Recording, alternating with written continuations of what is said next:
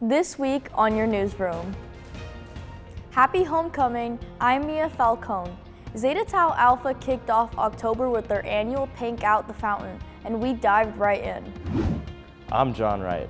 The First United Methodist Church in Statesboro offered their weekly soup kitchen. We got to show you just how they operate.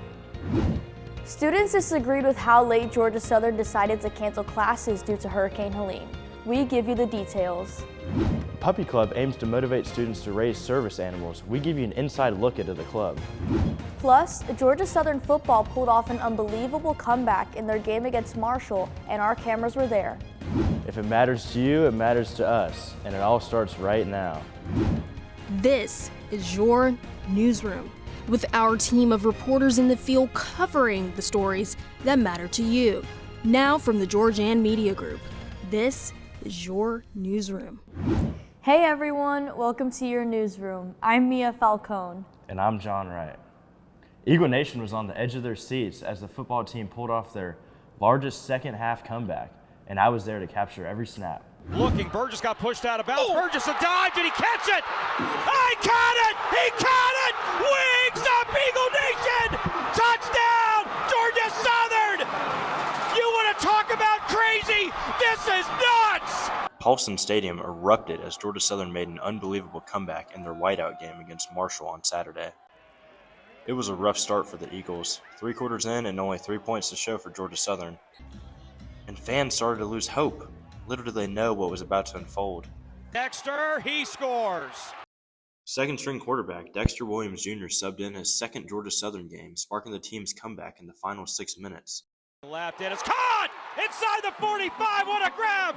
Fans' dreams came true as Mark Stampley Jr. made an interception in the final seconds of the game. Mark Stampley! It's intercepted! Oh, come on!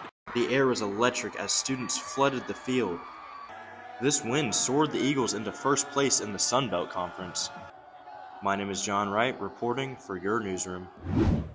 Thanks, John. Sorority Life at Georgia Southern had a Pink Out the Fountain event in honor of Breast Cancer Awareness Month.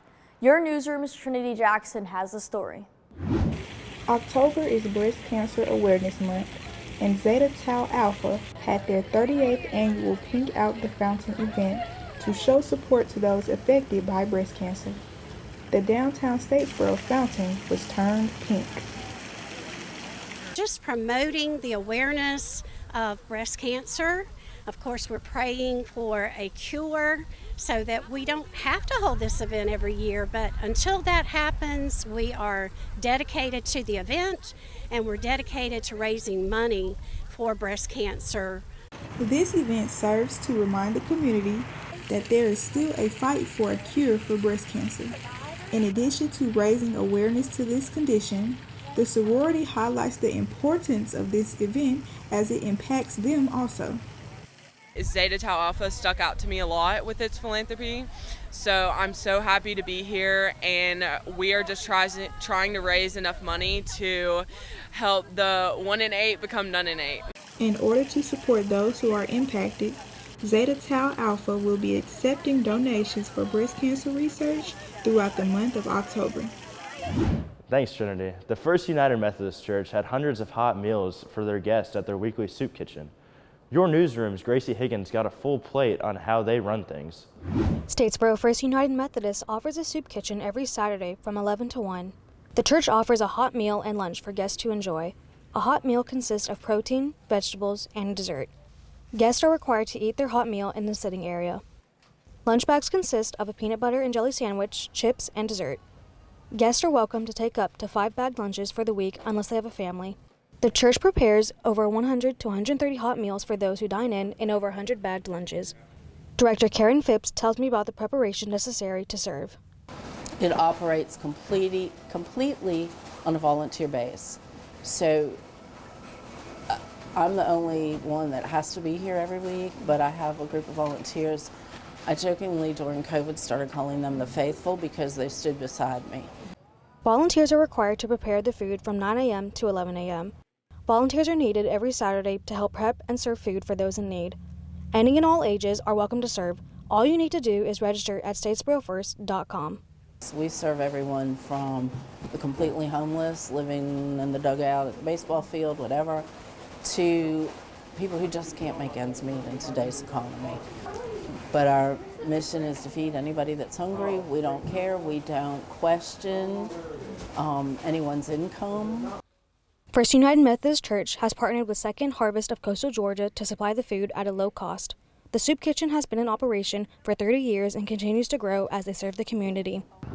Any and all are welcome to dine in. All you have to do is drop by and wait in line. This is Gracie Higgins reporting in Statesboro for your Newsroom. Gracie, are donations allowed for the soup kitchen? Great question. Any and all donations from individual to civic organizations and memorials are welcome.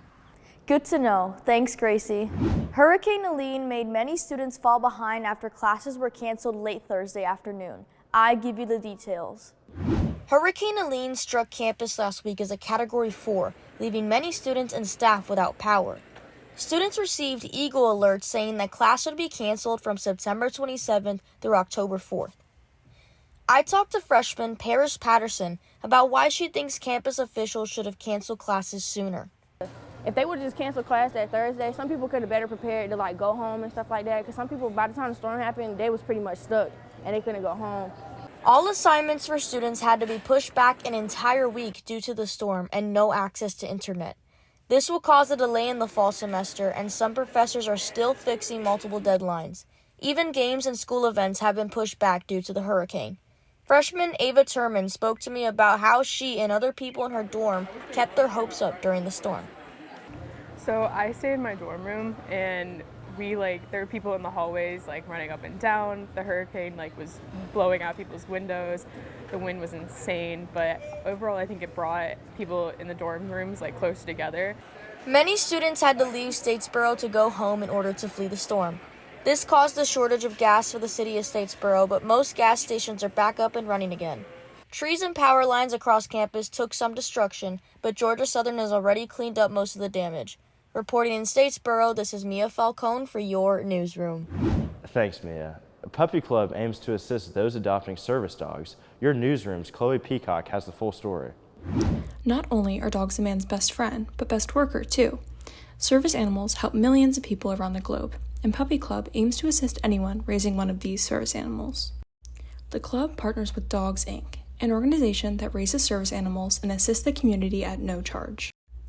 Puppy Club hopes to encourage students to raise service animals or assist raisers in any way that they can. Furthermore, the club hosts many fundraisers along with Dogs, Inc. to assist the organization with its efforts. Puppy Club is currently raising Bo, a golden Labrador retriever, who will soon be leaving for Florida to complete his official service animal training. So Chloe, when are Puppy Club's next fundraisers? On October 26th, Puppy Club will be attending the Old Farm Day Fall Festival, organized by Anderson's General Store from 10 a.m. to 1 p.m. They're going to host a tabling event where they hope to advertise Puppy Club to more people outside of Georgia Southern. Sounds great. Thanks, Chloe. Before we go, here's some events around Statesboro this week that you don't want to miss. On Thursday, you can head to the Russell Union Rotunda for the Sweet Heat Barbecue and Tailgate competition. On Saturday, you can show your True Blue pride at the True Blue 5K. Lastly, also on Saturday, you can end off homecoming week at Paulson Stadium to see us take on the James Madison Dukes. Thank you for joining us this week. For your latest updates, we encourage you to connect with us on social media at @your_newsroom. For now, and for Mia, and for all of us at Your Newsroom, I'm John Wright, and we'll see you next week.